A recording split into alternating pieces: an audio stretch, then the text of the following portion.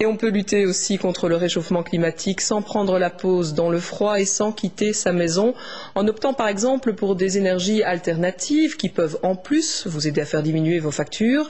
Mais comment savoir quel système utiliser? La SBL Passeur d'énergie vous aidera dans ce choix. Elle vous mettra en contact en tout cas avec ceux qui ont déjà franchi le pas. Laurence Brex nous explique le principe de cette association.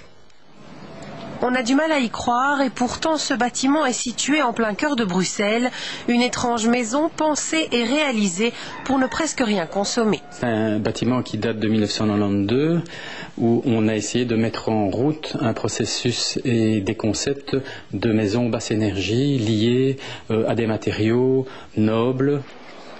Rien à voir a priori avec cette maison unifamiliale, pourtant ici ce sont des panneaux solaires qui permettent de diminuer les factures d'énergie.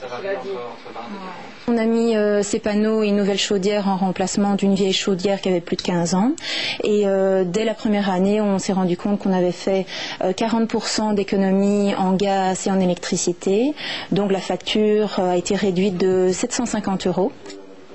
Des propriétaires qui ont réalisé des travaux pour consommer moins, il y en a de plus en plus. D'autres hésitent et se posent des tas de questions. Alors une ASBL se propose de les mettre en contact pour que leur expérience profite au plus grand nombre. L'objectif, c'est pas du tout de favoriser une technologie ou une autre, c'est vraiment de donner les conseils, les success stories. Ça a fonctionné, ça fonctionne pas bien. Cet installateur, il est bien, celui-là, je le déconseille.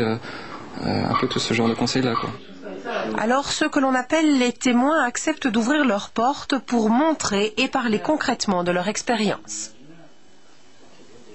Il est très important de créer un réseau de compétences et je pense qu'en donnant la possibilité au public à avoir des références qu'il peut visiter, je crois qu'on pourra faire avancer la chose. Les gens se demandent si c'est possible. Bon voilà, ici la preuve est faite que c'est possible. Des matériaux et des technologies de plus en plus performants permettent déjà de ne pratiquement plus consommer. Reste à informer pour peut-être convaincre les indécis.